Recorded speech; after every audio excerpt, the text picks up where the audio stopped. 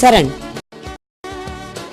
संप्रदाय अनुष्ठान रक्षण अभियान a satsang for the propagation of Ramanuja Sampradayam. Ramanuja சம்பிரதாயத்தில் நம்மை அழைத்துச் செல்வது சரண். சனாதன தர்மத்திற்கு சரண். சரணாகதி மார்க்கத்திற்கு ஒரு வழிகாட்டி. தீதிலா நல்லோர் திரளாக திரண்டு வாருங்கள். சம்பிரதாய கைங்கரியத்தில் உங்களை சங்கமித்துக் கொள்ளுங்கள்.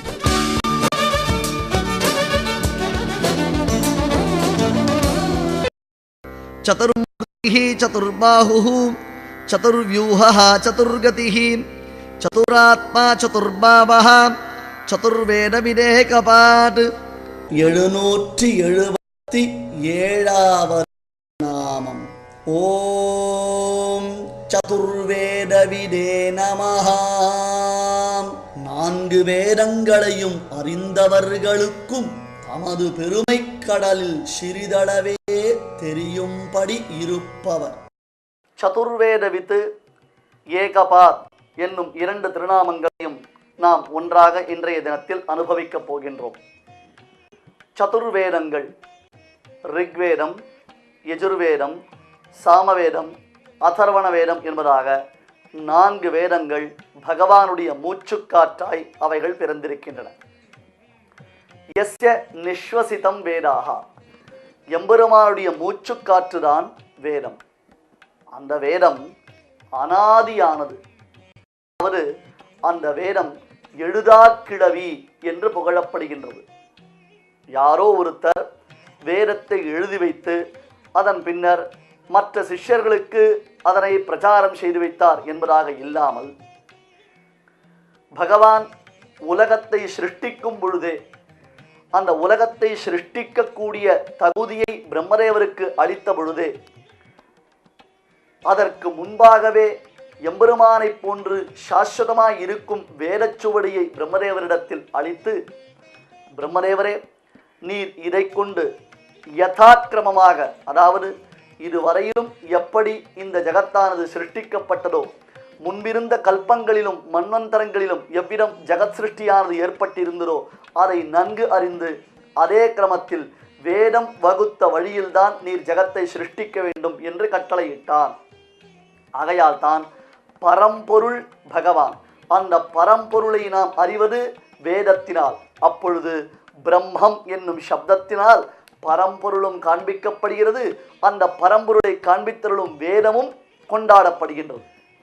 கண்ணனும் கீதையில் வேதைஷ்ச சர்வைஹி அகமேவ வேத்யா, எல்லா வேத வேதாந்தங்களும் என் ஒருவனுடைய பெருமையை நிஷ்பக்ஷபாதமாக, எந்தவிதமான பக்ஷபாதமும் இல்லாமல் ஒருத்தரை மட்டும் பேசுகிறோமே, ஒருத்தரிடத்தில் மட்டும் ஈடுபடுகிறோமே என்பதான அந்த பக்ஷபாதம் என்னும் குற்றம் துளியும் இல்லாமல் எல்லாம் என் பெருமையை பேசுகின்றன என்று அவன் கூறுகிறான். ஆழ்வார்களும் தங்களுடைய பாசுரத்தில் மறையாய நல் வேதத்துள் நின்ற மலர்ச்சுடர் என்று வர்ணிக்கிறார்கள். அத்தகு வேதத்தை அறிந்தவன் என்பதா இங்கே பொருள். சதுர்வேத வித் என்பதற்கு வேதத்தை நன்கு அறிந்தவன் என்பது பொருள் அல்ல. பட்டர் வெகு அழகான வியாக்கியானத்தை இந்த இடத்தில் நமக்கு சாதித்தருகிறார். பரமாத்மா வேதத்தை அறிந்தவன் என்றால் அது பெரிய விஷயமில்லை. காரணம் என்ன? அவனால் தான் இந்த வேதமானது உண்டாயிற்று. இன்னும் அவனுடைய மூச்சுக்காற்றாகத்தான் வேதம் புகழப்படுகிறது.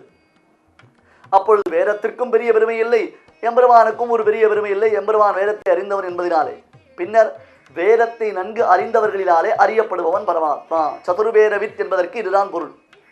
வேதத்தை நன்கு அறிந்தவர்கள். இனியறிந்தேன் ஈசற்கும் நான்முகர்க்கும் தெய்வம் இனியறிந்தேன் எம்பெருமான் உன்னை என்பதாக திருமணிசை ஆழ்வார் தன்னுடைய திவ்ய பிரபந்தத்தில் பரமாத்மாவுடைய சொரூப ரூப குண விபவைஸ்வரியங்களை வர்ணிக்கிறார். வேதத்தை நன்கு அறிந்தவர்கள் அந்தணர்கள். அந்த அந்தணர்கள் வேதத்தை மட்டும் அறிந்தால் போருமா? வேதத்தினுடைய அங்கங்களையும் அறிய வேண்டும். வேதத்திற்கு 6 அங்கங்கள், ஷடங்காவை வேதா என்று வேதமே கூறுகிறது. சிக்ஷா, வியாக்கரணம், சந்தஸ், நிருக்தம், ஜோதிஷம், கல்பம் என்று 6 விதமான அங்கங்கள் வேதத்திற்கு. வேதத்தை அத்தியனம் செய்தால் மட்டும் போராது, அந்த வேதத்தினுடைய அங்கங்களான சிக்ஷா, வியாக்கரணம் முதலானவற்றையும் நாம் நன்கு அறிய வேண்டும். அதை அறிந்தால்தான் வேதத்தினுடைய உண்மை பொருள் நம்மாலே அறியப்பட்டதாகும். வேதத்தினுடைய உண்மை பொருள் பரம்பொருளான ஸ்ரீமன் நாராயணன். எனவே வேதாந்தங்களை அறிந்தவர்கள், அப்படிப்பட்டதான மகனீயர்களாலே நன்கு அறியப்படுபவன். எப்பொழுது வேதம் நன்கு அறியப்படுமோ அப்பொழுது பரபிரம்மம் இவன்தான், பரபிரம்மம் இன்னதுதான் என்னும் நிச்சயமாகிறதல்லவா. அந்த நிச்சயம் எம்பெருமானை நிச்சயித்து அறிபவர்கள் வேதாந்தவித் என்று அறியப்படுகிறார்கள். ஆகையால் தான் சதுர்வேதவித் என்பதற்கு வேதாந்தங்களை அறிந்தவர்களினாலே நன்கு அறியப்படுபவன் பரமாத்மா என்பது பொருளாய் அமைந்திருக்கிறது. இதற்கு அடுத்த திருநாமம் ஏகபாத் என்னும் திருநாமம். அதாவது ஒரு பகுதி என்பது பொருள். ஒரு பகுதி என்றால் அவதார கிரமத்தை தற்பொழுது வர்ணிக்கும் பொழுது ராமன், கிருஷ்ணன், வராகன், நரசிம்மன் முதலான அவதார விசேஷங்கள் பூர்ணாவதாரங்கள் என்று புகழப்படுகின்றன. சரி, பூர்ணாவதாரங்களான அத்தகைய அவதாரங்கள் ஏகபாத் என்னும் திருநாமத்தினால் புகழப்படும் பொழுது ஒரு பகுதி ஒரு பகுதி என்று அந்த பூரணத்துவ சித்தி இல்லாமல் என்றோ உண்டாகின்றது. சுவாமி, பூரணத்துவம் இல்லாமல் நாம் இந்த அவதார விசேஷங்களை கொண்டாடுவது தகுமோ? பூரணத்துவம் இல்லாத அவதாரத்தை பூர்ணாவதாரம் என்று நினைக்கலாமோ என்ற கேள்விக்கு பட்டர் தன்னுடைய வியாக்கியானத்தில் வெகு அழகாக நிர்வாகம் செய்து காட்டி அருள்கிறார்.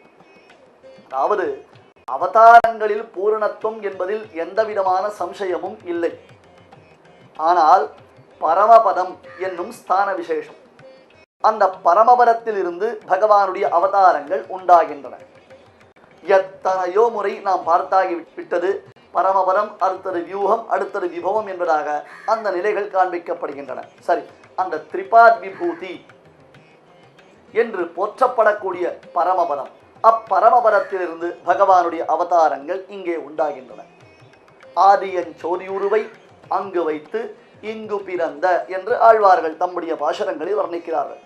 ஆதியன் சோதி உரு என்பதினால் தன்னுடைய சொஸ்தானமான வைகுண்டலோகத்தில் ஹிரண்யகர்பகா என்று பிரசித்தி வாய்ந்ததான அந்த பரமபதத்தில் பரமாத்மாவுடைய சொரூபம் ஸ்திதி என்பது அதிசயித்தமான ஒரு பிரகாசத்துடன் விளங்குகிறது. அதில் ஒரு கலை, அதாவது ஒரு பாதம், அந்த ஒரு பாதம் தான் இங்கே அவதாரத்திற்கு பிரயோஜனமாய் அமைந்திருக்கிறது. அப்படி ஏகபாத் பரமபதத்தின் பூர்ணத்துவத்தில் ஒரு பாதம், திரிபாத் விபூதியான பரமபதத்தில் இருந்து ஒரு பாதம், ஒரு அம்சம், ஒரு கலைதான் பரமாத்மாவிற்கு இங்கே அவதாரம் செய்வதற்கு காரணமாய் அமைந்திருக்கிறது என்பதனால் சதுர்வேதவித் என்னும் பிரபுவானவன் தற்பொழுது ஏகபாத் என்ற திருநாமத்தினாலே போற்றப்படுகிறான். ஆனால் இதில் அவருடைய அந்த குறையற்ற தன்மைக்கு, பூரணத்துவம் என்னும் தன்மைக்கு எள்ளளவும் குறைவு என்பது உண்டாகவே உண்டாகாது. ஆகையால் தான் ஒவ்வொரு அவதாரத்திற்கும் தனிப்பட்டதான பலவிதமான அரும்பெருமைகளை எல்லாம் நாம் புராணங்கள் வாயிலாகவும், ஏன் வேதங்கள் வாயிலாகவும் அறிந்து கொண்டிருக்கிறோம். நல்ல ஞானிகள், வேதாந்தங்களை அறிந்தவர்கள், பரம்பொருள் இன்னது என்று அறுதியிட்டு பேசக்கூடியதான வாய்ப்பு பெற்றவர்கள், அந்த ஞான விசேஷத்தை உடையவர்கள், பரம்பொருள் விஷயத்தில் அவர்களுக்கு சம்சயம் உண்டாகுமா அல்லது அந்த பரபிரம்ம ஸ்வரூபத்தினுடைய பூர்ணத்துவத்தில் அவர்களுக்கு சம்சயம், சந்தேகமானது ஏற்படுமா? ஏற்படவே ஏற்படாது. சதுர்வேத வித்து சயேவ ஏகபாத், 4 வேதங்களையும் கசடர கற்ற மகனீயர்களாலே நன்கு அறியப்படக்கூடிய அந்த பரம்பொருளான பரமாத்மா தான் பரமபதத்தில் இருந்து பூலோகாதிகளில் அவதாரம் செய்யும் பொழுது பரமபதத்தின் பெரிய பெருமையின் ஒரு திவலையினாலே இங்கே பூரணத்துவ வியாப்தியாக அவன் அவதரிக்கின்றான். குறை ஒன்றுமில்லாத கோவிந்தனாக அப்பரம்பொருளானது இங்கும் விசேஷித்து விளங்குகிறது. இந்த பெருமைகளை எல்லாம் நாம் இதுவரையிலும் 82வது ஸ்லோகத்தில் அமைந்திருக்கக்கூடிய திருநாமத்தின் அர்த்த விசேஷங்களாக பூர்ணமாக அனுபவித்தோம். பூர்ணம் என்பதற்கே பரபிரம்ம ஸ்வரூபம் என்பதுதான் பொருள். அது குணத்திலும் அல்லது ஸ்வரூபத்திலும் அல்லது விசேஷங்கள் மற்றது சொல்லப்பட்டாலும் இவை அனைத்திலும் பூரணத்துவ சித்தி என்பது எம்பெருமானை தவிர்த்து மற்ற எவருக்கும் இல்லை என்பதை பீஷ்மர் அறுதியிட்டு நமக்கு சஹஸ்ரநாமத்தின் மூலமாக காண்பித்தருளுகிறார். இதுவரையிலும் பார்த்து வந்த நாம் இதற்கு அடுத்ததாக 83வது ஸ்லோகத்தை இனி தொடங்கப் போகின்றோம். நாம் அனுசந்திக்கக்கூடிய பிரகரணம், ஆங்கிலத்தில் கான்டெக்ஸ்ட் என்கிறோம் அல்லவா, அந்த பிரகரணம் கிருஷ்ணாவதார பிரஸ்தாவமாக இருந்தால் கூட இனி நமக்கு ராமாவதார அனுகிரகத்தை பரமாத்மா செய்ய போகின்றார். உயர்ந்த புண்ணியக்ஷேத்திரமான பத்ராச்சலம் என்று புராணங்களில் பிரசித்தமான ஆந்திர தேசத்தில் கோதாவரி நதிக்கரையில் அமைந்திருக்கும் அற்புதமான க்ஷேத்திர விசேஷம், ராமனுடைய க்ஷேத்திர விசேஷம். பல பக்தர்களுக்கு அனுகிரகம் செய்த அந்த க்ஷேத்திர விசேஷத்தில் எம்பெருமானுடைய திருநாமங்களை சமாவர்த்தகா என்னும் திருநாமம் முதற்கொண்டு நாம் அனுபவிக்கப் போகின்றோம். அன்பர்களே, காத்து கொண்டிருங்கள். மங்களங்களை வளர்க்கும் ராமபத்ரன் நமக்கு பத்ராச்சலத்தில் அனுகிரகம் செய்ய காத்து கொண்டிருக்கிறான். 778வது திருநாமம். ஓம் ஏகபதே நமஹ. தம்முடைய பாகங்களுள் ஒரு பாதத்தினால் அவதரிப்பவர். சமாவர்த்தः நிவிருத்தாத்மா துர்ஜயः துரதிக்ரமः துர்லபः துர்கமः துர்கः துராவாசः துராரிஹ. 779வது திருநாமம். ஓம் சமாவர்த்தாய நமஹ. இவ்வுலகில் பலமுறை திரும்பி திரும்பி அவதாரங்கள் செய்து கொண்டிருப்பவர். ராமன், ராமபத்ரன், ரகுநாதன், வேதசன் என்றெல்லாம் ஸ்ரீ ராமபிரானுக்கு அநேக விதமான திருநாமங்கள் உண்டு. ஒவ்வொருத்தர் ஒவ்வொரு திருநாமத்தை இட்டு ராமனை அழைக்கின்றார்கள்.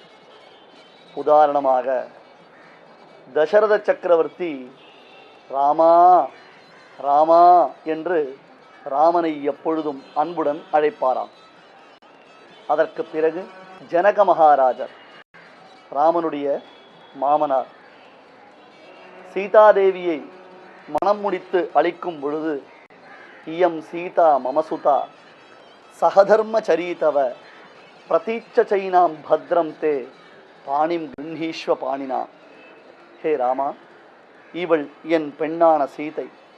இந்த சீதாதேவியை நீ மணமுடிக்க வேண்டும். இவள் திருக்கரத்தை அச்சுதன் என்று திருநாமம் கொண்ட உன்னுடைய திருக்கரத்தால் நீ பிடித்து கொள்ள வேண்டும்.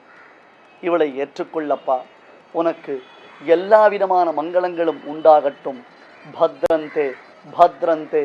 இனி நீ ராமன் என்று அழைக்கப்படுவதை காட்டிலும் ராமபத்ரன் என்பதாக உலகத்தில் உள்ளவர்களாலே உன் பெருமை விளங்கட்டும் என்று அழைக்கின்றார்.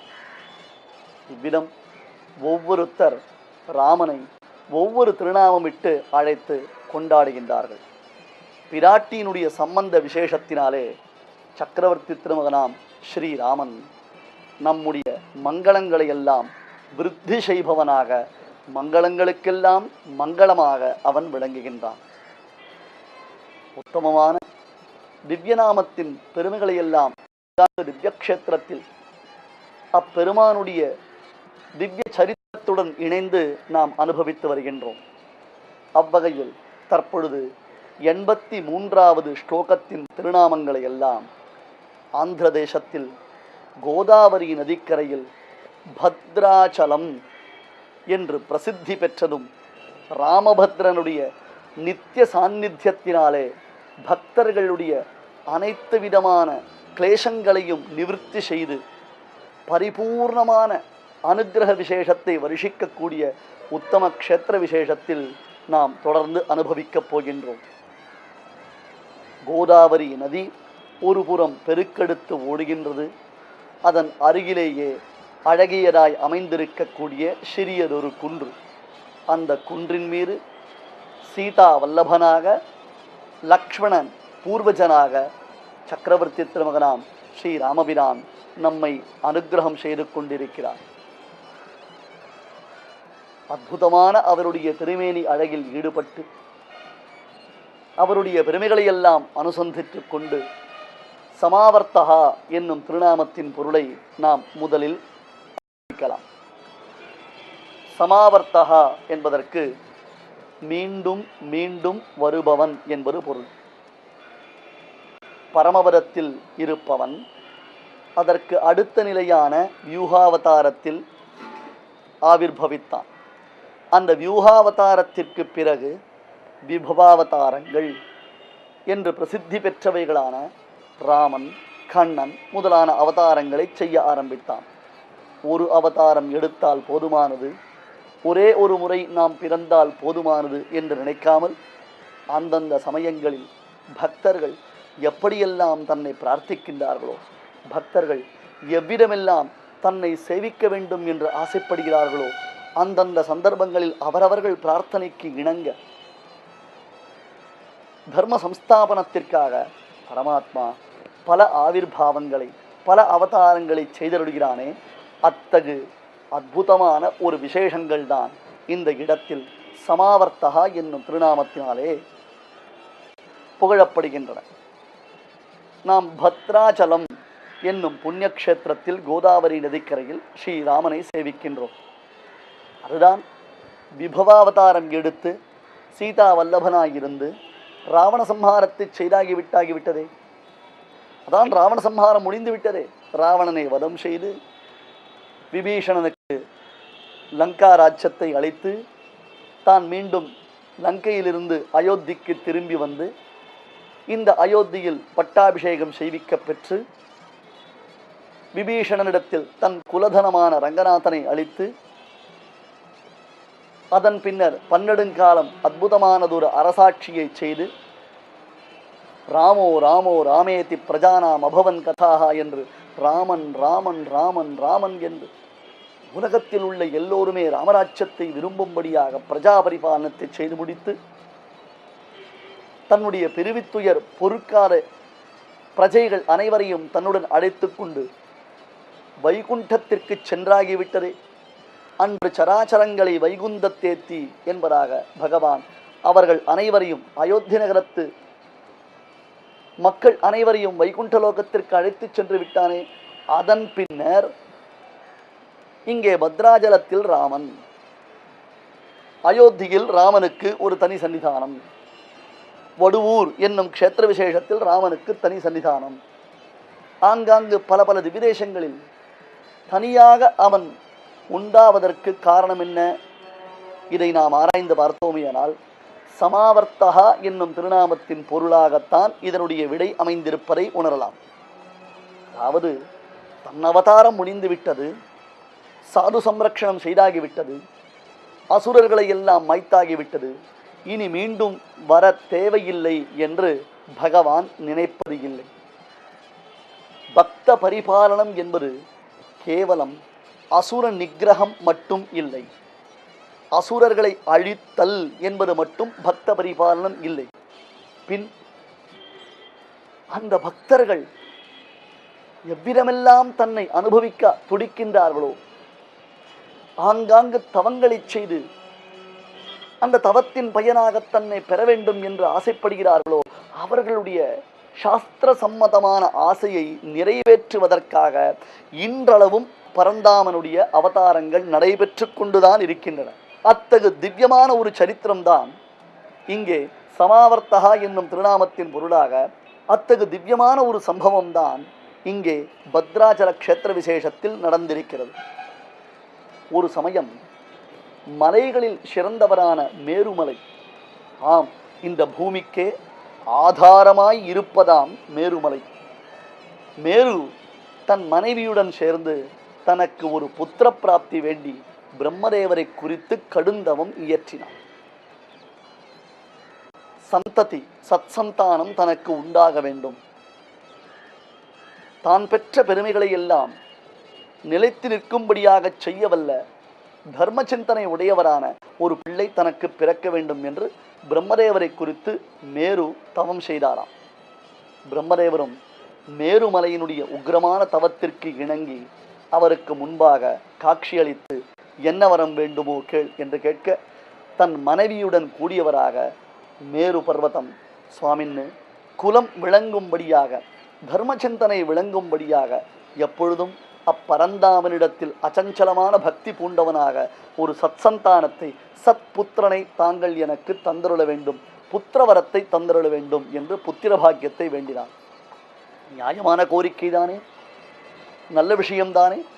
அதனால் பிரம்மதேவரும் அகம் மகிழ்ந்து, அப்பா, உன் தவத்தின் பயனாக மகாவிஷ்ணுவினுடைய அனுகிரக விசேஷத்தை பெறக்கூடிய ஒரு பிள்ளை, உயர்ந்த ஒரு பிள்ளை, உன் குலத்தை விளங்கச் செய்யக்கூடிய ஒரு பிள்ளை உனக்கு பிறக்கப் போகின்றான். அவனுடைய பெருமை உன்னை காட்டிலும் மிஞ்சி இருக்கப் போகின்றது. அத்தகு அந்த பிள்ளை உனக்கு வெகு சீக்கிரத்திலேயே உண்டாகப் போகிறான் என்று அருள் தந்து மறைந்தார். அதற்கு அடுத்து நடந்த விற்த்தாந்தங்களை பத்ராச்சலம் என்னும் புண்ணிய க்ஷேத்திர விசேஷத்தில் கோதாவரியில் ஸ்நானம் செய்து அப்பெருமானை சேவித்துக் கொண்டே நாம் அனுபவிக்கலாமே. 780வது திருநாமம். ஓம் நிவృత్తాத்மனே நமஹ. தயையினால் உலகத்தோடு சேர்ந்திருந்தாலும் இயற்கையில் ஒன்றிலும் சேராத தனித்த மனமுள்ளவர். 83வது ஸ்லோகத்தில் 9 திருநாமங்கள் படிக்கப்படுகின்றன. அதில் முதல் திருநாமம் சமாவர்த்தகா என்னும் திருநாமம். சமாவர்த்தகா என்பதற்கு பரமாத்மா மீண்டும் வருபவன், மீண்டும் மீண்டும் பிறப்பவன், பிறந்து கொண்டே இருப்பவன். பிறப்பு என்பது அவதார கிரமம் மட்டுமில்லாமல் அர்ச்சாவதார நிலைகளையும் இங்கே குறிக்கின்றது. ஆங்காங்க திருக்கோவில்களில் அர்ச்சாவதாரத்தில் பரமாத்மா சேவை சாதிப்பது, அல்லது மகரிஷிகள், சித்தர்கள், தேவர்கள் மற்றும் உள்ள பக்தர்கள் அவர்கள் தவம் செய்து அந்த தவத்தின் பயனாக அவர்களை அனுகிரகம் செய்வதற்காகத்தான் ஆவிர்பவித்து அதன் பின்னர் அங்கே ஒரு திருக்கோவிலை ஏற்படுத்தி இப்பொழுது நாமும் சென்று திவ்ய சரித்திரத்துடன் திவ்ய நாமத்துடன் அவனுடைய திவ்ய கல்யாண குணங்களையும் நாம் அனுபவிக்கும்பதாக எழுந்தருளியிருப்பது.